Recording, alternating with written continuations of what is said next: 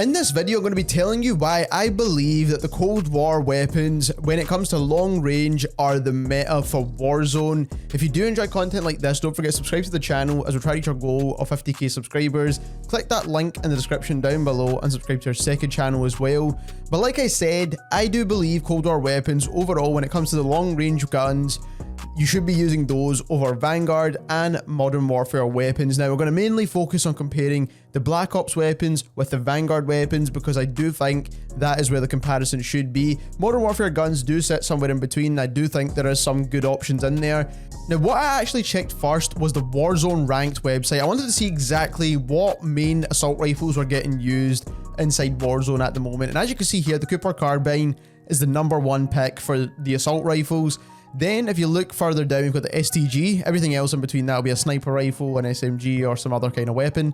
Then we've got the Automaton and the Bren. Now what we have here is a true game data website, and we've got all TTKs for the popular Vanguard rifles, as well as some of what I believe to be the best Cold War rifles in the game. Now, obviously we've got the right builds on here when it comes to the Cooper Carbine, the STG, and the Automaton. Obviously we're using the Vital builds for long range with the large mags, and obviously that is the builds that everyone usually uses when it comes to using these weapons for longer range. If you're using it as like a sniper support or something, obviously these TTKs will change.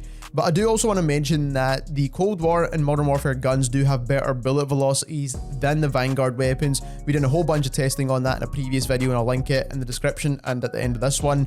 But what I do want to show here is that the TTKs are also just not that great when it comes to the Vanguard rifle. So you've got the Cooper Carbine here, and as you can see, this is the orange line. So at long range, which is what mainly we'll be using these rifles for, is long range, you can see that this is one of the slowest killing guns along with the Automaton.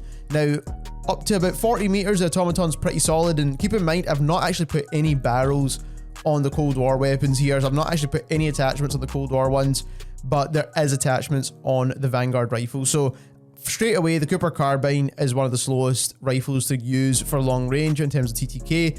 Then we've got the Automaton, which is really slow as well. And then, as you can see here, the STG is the next one in terms of slowest TTK. Now we're left with the Cold War weapons, and as you can see here, the fastest killing ones are going to be the Cold War AK. We've also got the EM2 here as well, which is the fastest killing at long range. We've got the Fara as well, which is absolutely up there, and that's why I recommend it so much.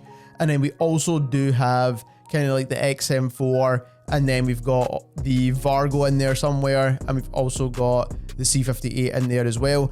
So I'm going to bunch these in groups. We've got the Fara, the EM2, as well as the Cold War AK, as those are the three fastest killing guns.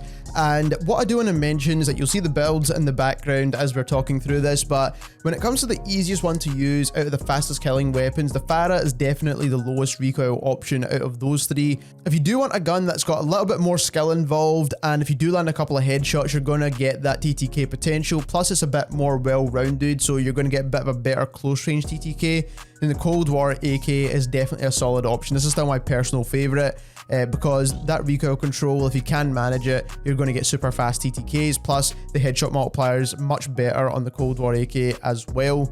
If you don't care about anything else and you just want raw TTK, you feel like you've got the skill there to land shots with any weapon, then the EM2 is definitely a solid option as well. Now, you do need a bit of skill to control the recoil of this gun, and it's definitely a solid weapon to use, and you'll know it's going to hit hard when you actually start using this weapon. But like I said, it does involve a bit of skill. When it comes to the other three weapons, we're talking about the XM4, the C58, which is what you're seeing on screen here, and also the new Vargo assault rifle. All of these three weapons have a very similar long-range TTK. It's going to come down to personal preference of which ones you find easier to control. Now, obviously, that's going to come down to what you've got as your habit of pulling down on your analog stick. Do you pull down left? Do you pull down right?